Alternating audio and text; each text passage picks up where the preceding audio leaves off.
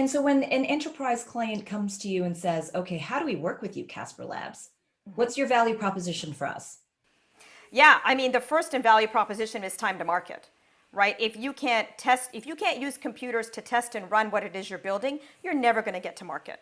It's very, very simple. It's not scalable to have 20 or 30 people testing all of your software, right? Computers test software. So that's the first thing we'll say. We're going to have great time to market, and you're going to have fantastic confidence in what you're building on chain because you're going to have tests that can run your software automatically. And that's hugely important. In addition to that, we offer flexibility around upgrading your contracts. We offer flexibility around managing your customers' accounts, right? And so customers can basically use any kind of permissioning scheme that they wish to implement. That's really important in blockchain because key management and user account management and account recovery is really an underfunded problem, right, in terms of solutions for blockchain. And we do this all at layer 1. So if somebody makes a change to their account structure by granting you access or granting somebody access, you can see that on the blockchain. It's not on a layer 2, right? It's not through a social consensus or social key recovery mechanism where you're sharing private keys, right? You don't need to do any of that with the Casper protocol. It's all in there at layer 1. Interoperability is also huge, right? As you said, if it's not meant to be a killer, you're going to have to exist with like protocols at layer 1 level. You know, how have you thought about that? Well, for one example, the Casper protocol supports Ethereum keys. So let's say, for example, you're creating an application and you have a set of user accounts that use Ethereum keys today and you want to work with Casper. Your users don't need to create new keys. They can actually transact with Casper using those exact same Ethereum keys, right? So we support, and we will add more key types. You know, it's very easy for us to do that. It's not even a protocol hard fork for us to add a new key type at all. It's a client-side change.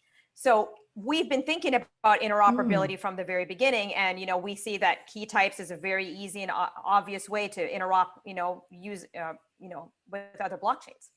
Yeah. This comes from Tokenizer, and Casper doesn't have many NFTs, but the NFT utility in the ecosystem already exceeds 100% of the 2021 NFT hype.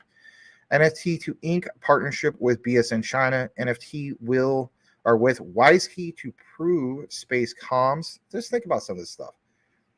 NFTs as tokenized patents by what? IPW. IPW obviously stands out with Casper.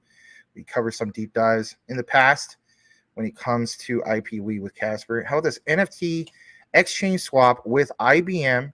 That was announced all the way back at Davos 2022. There's, of course, Casper Punks. So I agree with this guy, GhostDaddy, Sleeping Giant, right? It's just a quick little snippet from Tokenizer.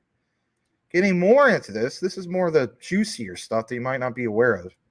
This comes from X Frontier, and like I've always said, Kevin Cage, X Frontier, those are probably like the dynamic duo. You know, Kevin Cage would be like the Batman, X Frontier, I don't even know if I want to call him the Robin. He probably deserves to be up there, right? I mean, but he's always covering Casper all the time, literally almost daily. So for one, I would agree with this. A lot of layer 1s are out there with amazing tech, Casper included. But what does it take for him in regards to recognize like what's disruptive, risk-taking, visionary, and mindset with the team and, you know, what they have going on in regards to like producing a truly composable network?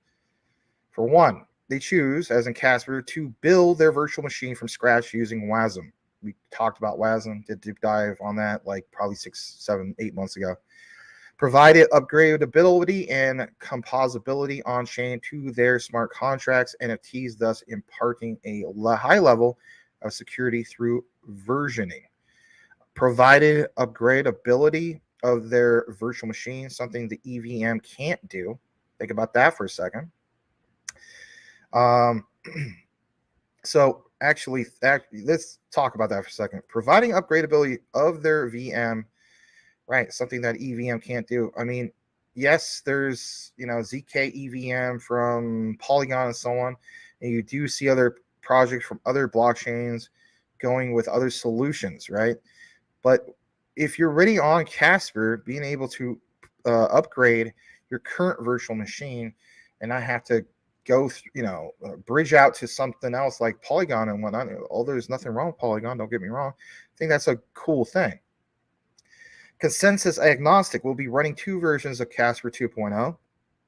They have a subscription-based and refundable gas fees model to help adoption curve.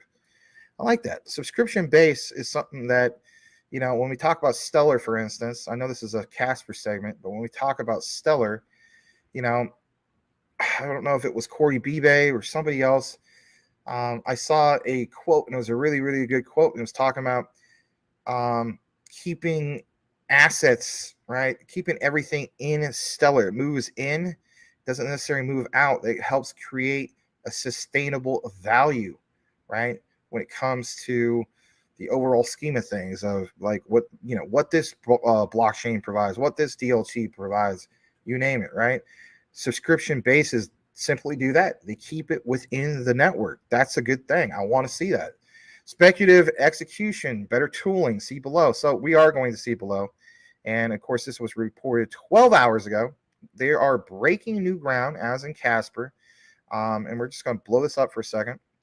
But yeah, breaking new ground with the speculative execution endpoint feature.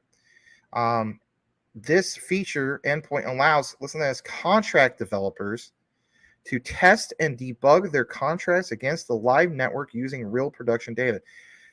In a lot of cases, this is so much better than the concept of a test net because it simulates that in a live environment. That's cool. Very, very cool. Developers can now experience real production data testing and accurate gas cost estimation. So instead of like, hey, some of the complaints that, like Ethereum has in the past of adjusting for slippage and all this stuff, if you have something where you can actually test an accurate gas cost estimation before it even goes live, I think that's game changer, personally. Making Casper the only layer 1 blockchain to support full composability. Very, very cool. Let's play this video. It's only 33 seconds, so I won't come out of the frame. What should developers be most excited about Casper 1.5? And again, this was reported earlier today. Smash that like. Here we go. Developers should be really excited about the speculative execution endpoint. For 25 years working in the enterprise, I was never allowed to debug in production. But speculative execution allows you to actually test your contracts on mainnet live, right? So if you're doing any kind of on-chain composability, you can actually test those contracts before you commit them to the blockchain. And I think that's a really important feature for enterprises and developers alike. Right. Absolutely. You want to give a reason to build on this particular blockchain. You want to attract developers. And if anything, you want to keep the developers you already have continuously building in your ecosystem. Like, that's game changer stuff. Casper, still, if you think about it, when you look at the greater scheme of things, they don't get enough coverage. We talk about, for instance, Stellar. Stellar gets a decent amount of coverage. Don't get me wrong. They don't get coverage all the time because it's a quality project that just doesn't, I guess you could say, release daily updates. We talked about this. Even content creators like myself, we have a hard time, bringing daily updates when it comes to Stellar. You got to get really creative. But with Casper, compare it to, like, for instance, Sorbonne. Two key things is like, yeah, Sorbonne's part of Stellar's, ecosystem, I should say. And, the key smart contract platform, she just talked about smart contracts and so on. Two common things we have here is giving devs that platform to build on. This is unique to Casper, what we just talked about. That's the key thing I wanted to share with you. Yeah, I mean, it's just really cool to see even Casper, like you get involved with the community. How often do you see like just a random person? I should say random person. I mean, this came originally. Actually, this originally came from Casper. But I mean, people basically, respond like this guy named Wise, 13.6 thousand followers, right? Obviously, he likes Casper. Let's go Casper. We support you. They respond back. I mean, that's the point. You want to see that involvement where you're embracing a community and I don't think, I think in XDC you see stuff like this with their community, which is really cool. You obviously see it with Casper too. So that's super cool. All right. A little bit more in regards to Casper, and I think this will be the last one before we kick it into the next topic. This is interesting. Okay. Casper, simple price chart comparing Casper price with market cap and circulating supply. Now, in the past, and even in the present, a lot of you guys have basically, let me know that you feel as though, Max, I like the concept of Casper. I think they have key partnerships. I think they're doing big things. I don't like the idea that, this whole thing with like a max supply and stuff like that. And if you're wondering where we're going with that, I'm going to show you what we're talking about before we get more into this, before we wrap up the Casper segment. So for one, let's pull this up for a second. And that is in regards to Casper. Hold on. Let's see here. All right. So Casper. All right. So basically speaking, you have a situation where, oh man, max supply. Yeah, it's an unlimited max supply. That's what people talk about. You do have a total supply, right? And I know those two things get confusing. Let me just share this tab instead. So for one, it says circulating supply of Casper is roughly, what is that? 11, hold on a second. 11,332,353,000. So basically speaking, I mean, yeah, let's see here. I mean, and then you have total supply of a little bit more than that, like 1 billion more. If you're nerding it out, total supply, like it says, equals total coins created, coins that have been burned, if any, is comparable to outstanding shares in the stock market. If the project did not submit this data, nor was it verified, right? But it is, you don't have that caution symbol. So, if you compare total supply to max, like it says, max supply on the other hand is the maximum amount of coins that will ever exist in the lifetime of crypto, right? So the bottom line is this is a consistent complaint that Casper gets, that, no max supply, some people don't like that, right? And a lot of people also point out, well, they have max supply. They don't have max supply because they have very lucrative staking and, yields that you can make. All right, I'm going to jump back to this, right? I'm not trying to make a deep dive about that. I want to get back to this right here. Give me just a second. Here we go. So simple price chart, comparing Casper price with market cap and circulating supply. That's a good point. Here is what we have. So, back to the figures. I wanted just to show you something from CMC to kind of give you a little bit of proof that this is not some guy just making up something. If anything, I'll blow this up just a tad bit more. All right, let's talk about this for a brief moment. So you see circulating supply of that figure we mentioned earlier, 11,221,601,388, right? Market cap of 442,568,737. Is that pretty consistent? Let's just double check.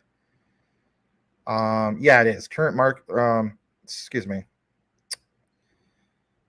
cap actually has gone down. The market kind of fluctuates, right? We're at 384, 384 million, All right. So,